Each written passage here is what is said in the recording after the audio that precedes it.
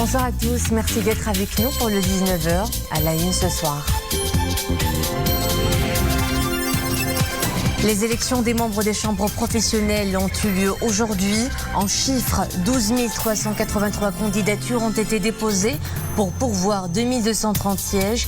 Les enjeux de ce scrutin sont multiples. À leur tête, un vrai test grandeur nature, une sorte d'antichambre des scrutins au plan communal, régional et législatif. La situation sanitaire se dégrade, de tristes records de décès et de contamination et des lits de réanimation presque saturés. Nous offrons le point avec le professeur Hichem Sbaï, anesthésiste réanimateur à l'hôpital Duc de Tovar de Tanger, qui décryptera pour nous les nouveaux indicateurs épidémiologiques.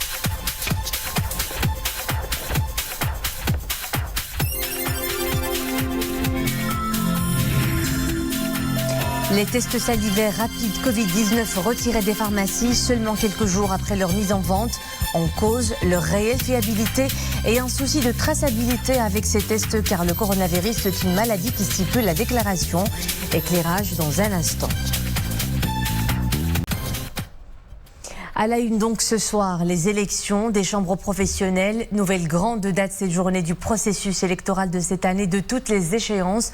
Le vote des membres des chambres d'agriculture, du commerce, d'industrie et de services, d'artisanat et de la pêche maritime s'est déroulé dans le respect des mesures sanitaires.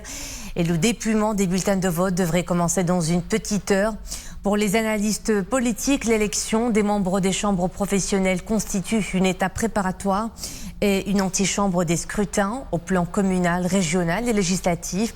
En effet, les candidats appartenant à des partis politiques s'accaparent près de 79% pour un peu plus de 21% seulement de candidats sans appartenance politique.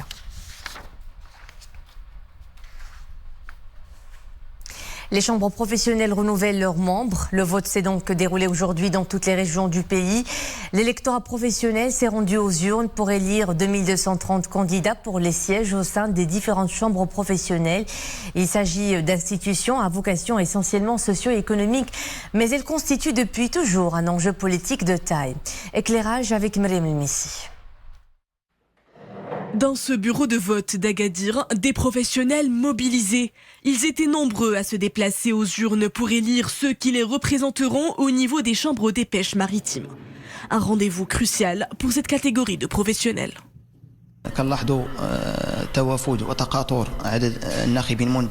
Les électeurs affluent en nombre depuis ce matin. Par exemple, dans ce bureau de vote, on dénombre dès 11h ce matin 52 électeurs sur un total de 91 inscrits, dont 12 femmes. Le scrutin se déroule dans un climat de transparence.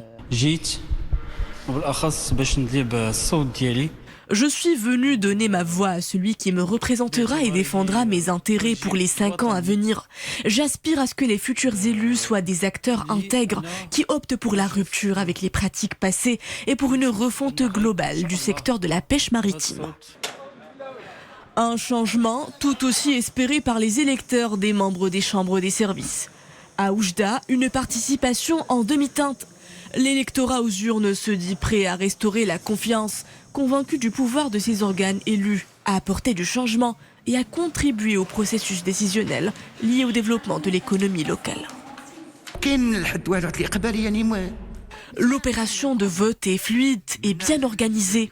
Le flux d'électeurs est régulé. On espère atteindre d'ici 16 heures un taux de participation de 70%. Au-delà du devoir national, j'exprime mon choix pour la bonne personne au bon endroit, celle qui saura porter le secteur vers de plus vastes horizons. J'espère que je ne serai pas déçu. Au total, 12 383 candidatures ont été déposées pour pourvoir 2230 sièges, soit une moyenne nationale de quelques 5 candidatures pour chaque siège. Une échéance qui devrait asseoir de nouvelles bases à ces instances dans l'accompagnement du développement économique et la promotion professionnelle dans le royaume. Et pour le collège électoral de la catégorie des organisations des employeurs les plus représentatives à la future Chambre des conseillers, le patronat entame le processus. L'inscription sur les listes électorales générales de la CGEM est désormais ouverte. Pour la Confédération générale des entreprises du Maroc, la période dédiée à l'inscription sur les listes électorales a commencé ce matin à 8h30 pour se poursuivre jusqu'au 13 de ce mois à 18h. Le processus électoral est donc lancé par les élections des chambres professionnelles. S'en suivra le 8 septembre prochain un triple scrutin, les législatives, les communales et les régionales, à quelques semaines de ces échéances. Et comme chaque soir, nous vous proposons un aperçu du programme électoral d'un parti politique. Ce soir, avec le président du mouvement populaire, Mohamed Al-Ansar.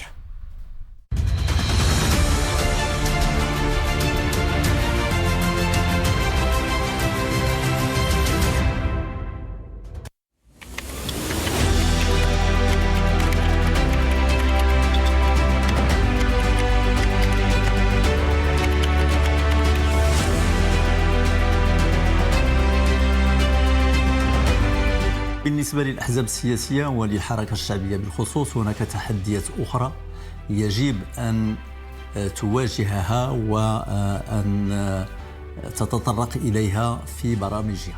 Concernant les partis politiques et en particulier le mouvement populaire, il y a des défis auxquels ils ont à faire face et à souligner dans leur programme. Vous savez, la pandémie nous a apporté un lot d'enseignements. Le premier, c'est de revoir nos priorités. Nous, au mouvement populaire, avons accès, comme c'est de notre habitude, sur le monde rural et son développement. Car nous considérons qu'il ne peut y avoir de développement équilibré au Maroc si le monde rural ne vit pas un véritable développement. C'est là également une leçon de la pandémie. وهذا كذلك من الدروس التي تعلمناها من هذه الجائحة.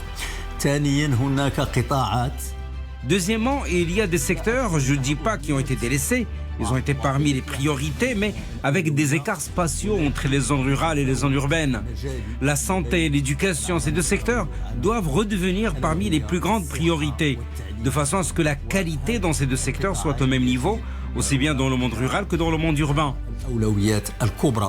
وخصوصا أن يكون التعليم والصحة في العالم القروي بجودة تماثل الجودة الموجودة في المدن لأن لاحظنا. Car nous avons remarqué que les citoyens se plaignent beaucoup de cette problématique.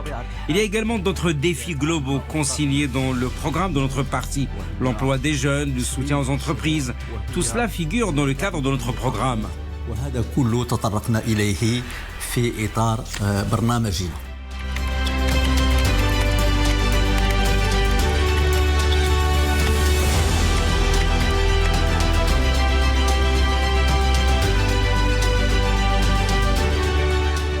بالطبع عندما نتحدث عن المشاركة وعن الثقة.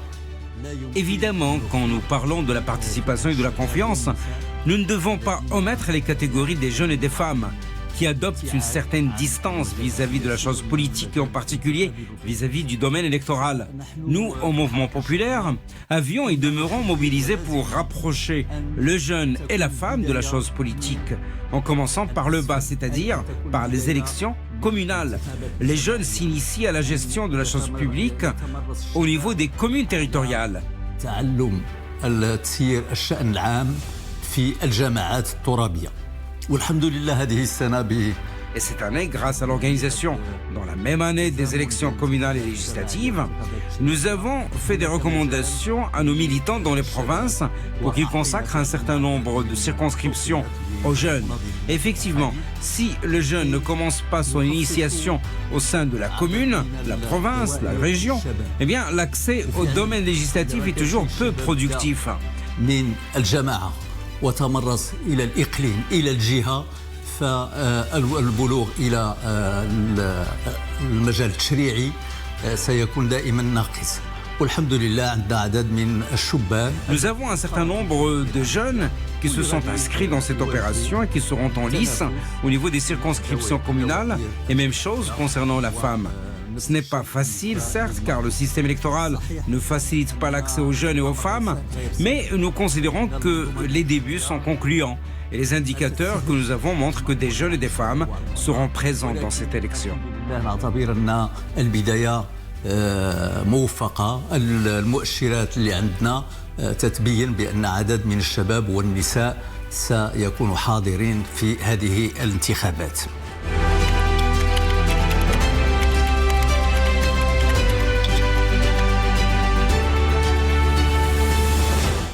نحن بالطبع في معاملتنا في اختيار المرشحين. Nous, bien évidemment, dans notre choix des candidats, nous avons demandé au cadre du parti, au niveau des régions, des provinces et des communes, que le choix soit porté sur la base d'un critère, je ne dis pas unique, mais important, à savoir la capacité du candidat à interagir avec les doléances du citoyen, à être au cœur de la politique de proximité, à être à l'écoute des demandes des citoyens. شنو هي القدرة ديال المرشح على الالتصاق بسياسة القرب؟ شنو هي القدرة ديال المرشح على الإصغاء إلى مطالب المواطنين؟ بطبيعة الحال ما غاديش. Évidemment, les candidats ne seront pas laissés seuls dans cette mission. Le parti a pour rôle d'encadrer les candidats qui seront élus pour la gestion de la chose publique. Notre rôle est d'être proche du citoyen, de se ranger aux côtés du citoyen. الأساس بالنسبة لنا هو أن نكون قرب المواطن، أن نكون إلى جانب المواطن.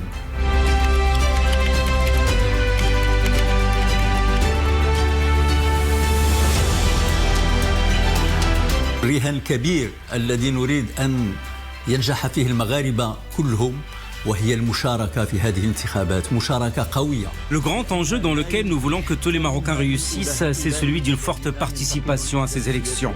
Car même ceux qui critiquent les partis politiques, qui voient que les partis politiques, à raison ou à tort, ne remplissent pas leur rôle, s'ils veulent réellement que les choses changent, ils doivent participer. Ils ne doivent pas rester en dehors, en simple spectateur en attendant les changements. Le changement est une question pour tout le monde. Tout le monde doit s'inscrire dans le changement et je demande aux citoyens, aux citoyennes, en particulier aux jeunes, je leur demande de participer à l'opération électorale, de mettre leur bulletin de vote dans l'urne car c'est l'unique moyen pour obtenir le changement des choses dans notre pays.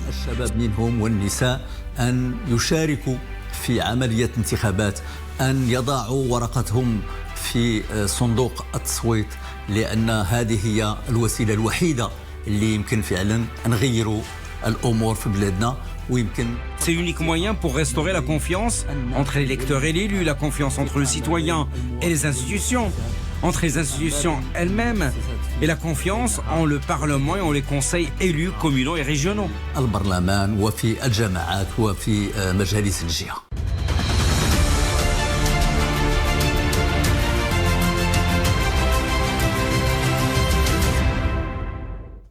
Place maintenant à notre rubrique consacrée à ce que les prochaines élections représentent pour les jeunes. Un collège électoral d'une importance capitale, vu leur masse démographique.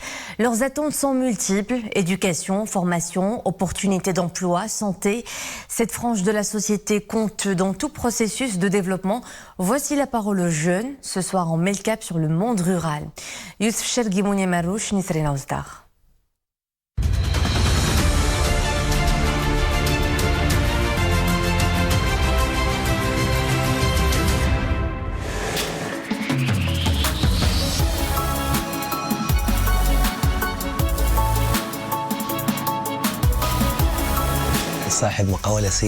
Je suis un jeune entrepreneur. J'ai une auberge nichée dans la commune de Moulay Abdeslam Ben Mchiche. Nous proposons à nos clients des prestations d'hébergement et de restauration. Des randonnées leur sont également proposées. En tant que jeunes ruraux, nous aspirons à disposer d'espaces d'animation et de culture comme ceux qui existent dans les grandes métropoles. Nous, jeunes, avons également besoin de terrains de proximité pour pratiquer le sport par exemple, pour se divertir et se dépenser. Des centres de l'OFPPT doivent également être installés aussi, pourquoi pas, dans le monde rural, pour former nos jeunes, leur apprendre différents métiers et pourquoi pas aussi les encourager à monter carrément leurs propres affaires. Enfin, il faut encourager les agriculteurs à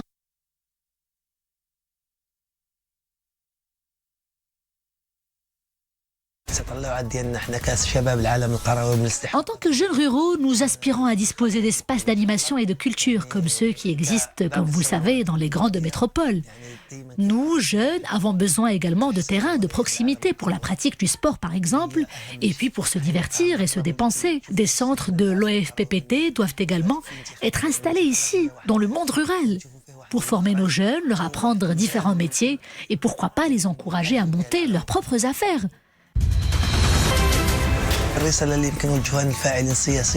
Je souhaite que l'arrivée de nouveaux élus soit porteuse d'un vrai changement.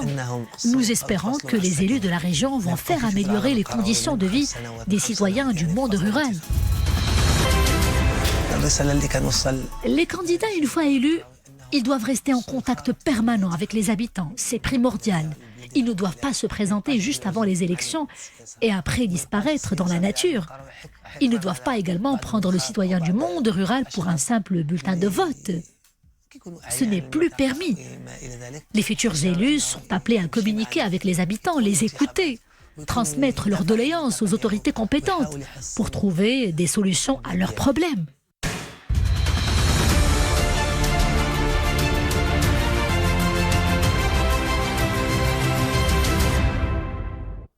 On fait à présent le point sur les indicateurs épidémiologiques ces dernières 24 heures. Nouveau record de décès.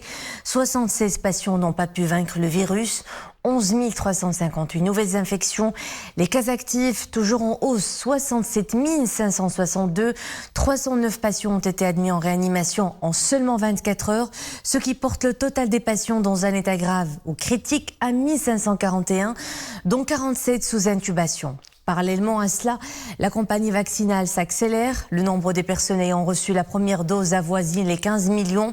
Et pour les personnes complètement vaccinées, il se chiffre à 10 870 130.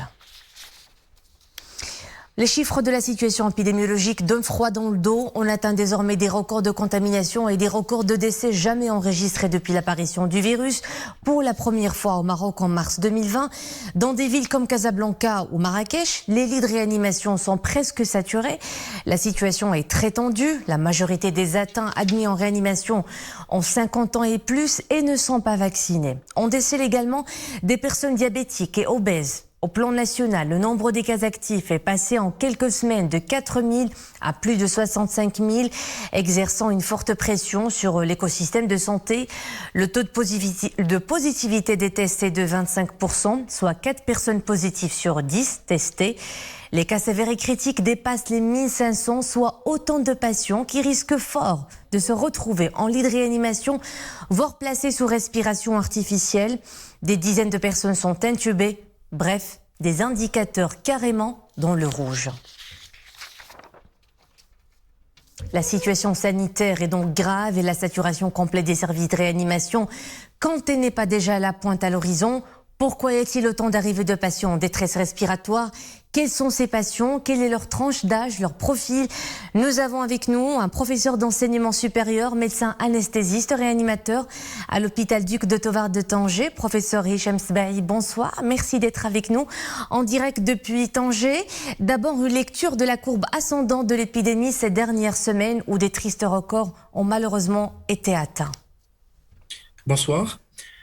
Écoutez, effectivement, la situation épidémiologique actuelle de la pandémie Covid-19 au Maroc est vraiment alarmante et préoccupante. L'épidémie repart à la hausse. Les contaminations à la Covid s'accélèrent. Le nombre de cas positifs ne cesse d'augmenter d'un jour à l'autre. Ceci est attesté par les indicateurs épidémiologiques enregistrés chaque jour. Vous l'avez déjà cité, on a dépassé le record de 10 000 cas par jour il y a quelques jours.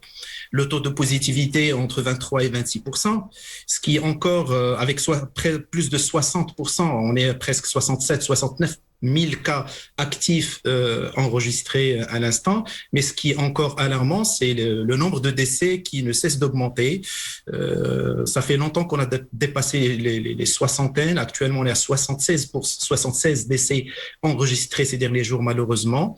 Ce qui est encore alarmant, c'est le nombre de patients qui sont hospitalisés en soins intensifs et en réanimation. Par exemple, à Tanger, on a presque 50 à 54% du taux d'occupation de ces lits. Ils sont déjà fonctionnels. Ça, c'est vraiment alarmant.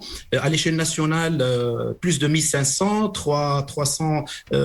plus de 300 nouveaux cas en réanimation, et dont 50 sont intubés ventilés, et beaucoup de malades sous ventilation non invasive. Ce sont des chiffres qui sont inquiétants, qui sont alarmants et qui mettent beaucoup de pression sur les hôpitaux, sur l'écosystème de santé, beaucoup de pression sur les équipes de santé qui ont fait énormément d'efforts jusqu'à présent. Et j'espère qu'avec les mesures entreprises et la vaccination, on arrivera à baisser cette courbe ascendante. Alors, professeur, beaucoup de fake news circulent récemment sur la toile. Par exemple, il y a beaucoup de gens complètement vaccinés, mais qui se retrouvent en réanimation ou encore le vaccin transmet la maladie. Que répondez-vous, professeur ? Écoutez, effectivement, beaucoup de fausses informations, de fake news qui circulent dans les réseaux sociaux, qui sont malheureusement alimentées par l'ignorance, par l'irresponsabilité et parfois même avec des mauvaises intentions de certaines personnes. Toutes les informations qui circulent, elles sont fausses, tout simplement. La science le prouve. Il y a malheureusement des gens qui disent que les personnes qui sont vaccinées, ils sont de plus en plus hospitalisés. C'est pas le cas du tout, parce que la majorité des patients qui sont hospitalisés, que ce soit en secteur conventionnel ou en réanimation, ce sont des malades qui ne sont pas vaccinés, qui ont raté leur rendez-vous de vaccination.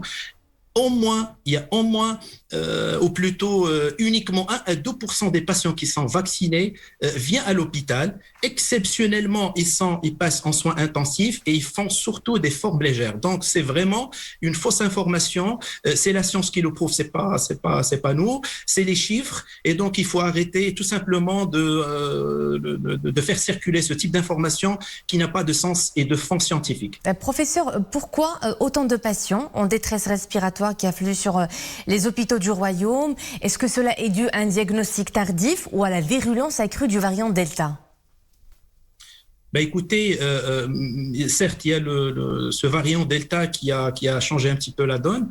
Ça circule très rapidement. La vitesse de propagation, la transmission, il est beaucoup plus rapide.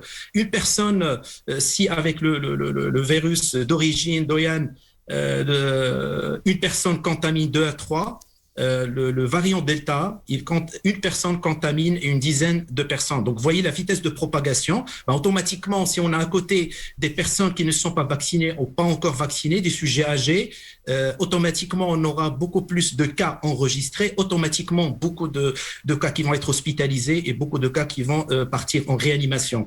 Alors, ce qu'on a constaté, c'est que actuellement, le profil des patients qui passent à l'hôpital, qui sont hospitalisés à l'hôpital et bien évidemment réanimation, soins intensifs, c'est surtout les sujets âgés de plus de 60 ans qui ont raté leur rendez-vous de vaccination, qui n'ont pas encore été convaincus par l'intérêt de la vaccination contre la Covid-19.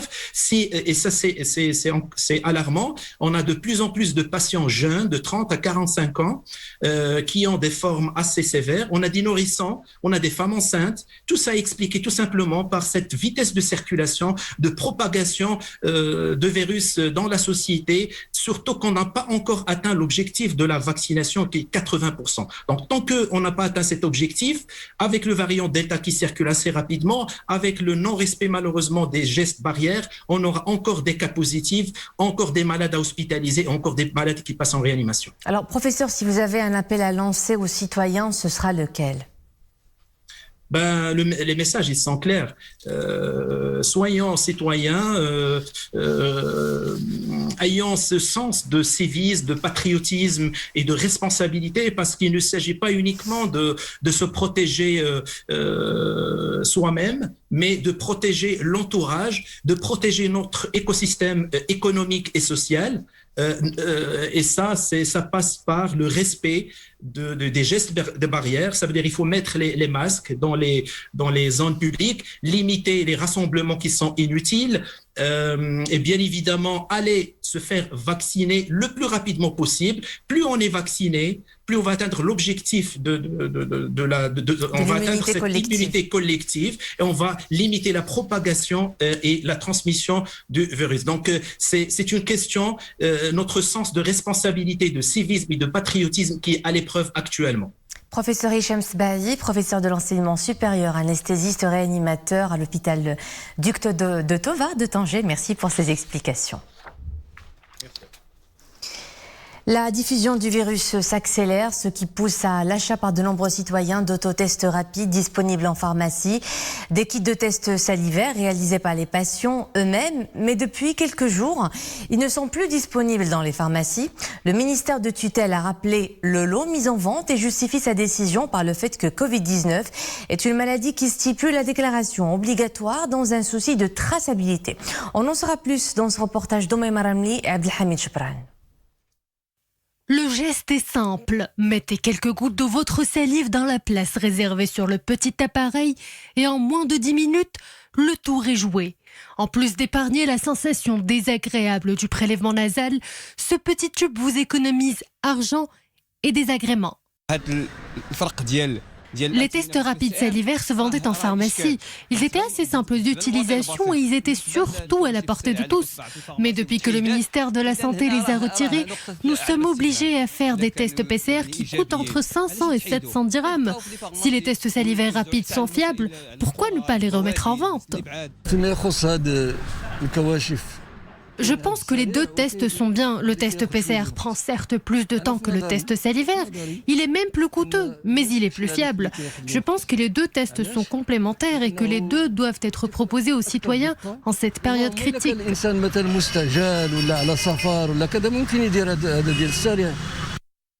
Moins cher, rapide et surtout facile d'utilisation, voilà ce qui explique la forte demande pour ces tests.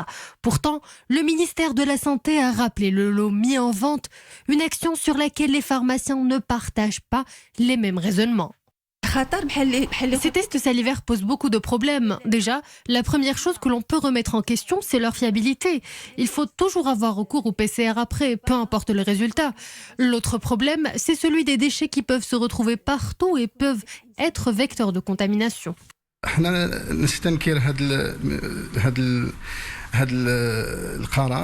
La décision du ministère de la Santé de rappeler les tests salivaires rapides est incompréhensible, d'autant plus que cette décision a pour origine une lettre émise par des biologistes. Ces tests sont rapides et moins chers, ils permettent aux gens de se faire tester en masse. En plus, la décision de les rappeler sans aucune explication n'a fait qu'ouvrir la voie à un marché illicite. Ils sont en vente sur le web. Et ça, c'est dangereux. Pour mieux comprendre les raisons de ce retrait, direction le ministère de la Santé.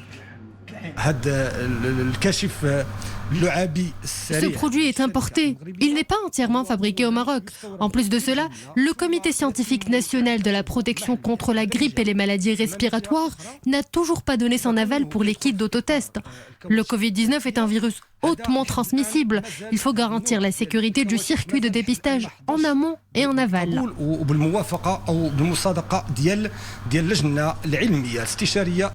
Cet engouement pour les tests rapides peut s'expliquer par la situation épidémiologique critique de notre pays. Toujours est-il qu'un test acheté sur Internet est loin d'être fiable, à bon entendeur. Voilà donc pour le tour d'horizon de l'actualité. D'autres titres de l'actu à 21h avec Mohamed Reda Labidi. Au plaisir de vous retrouver demain. Bonne soirée.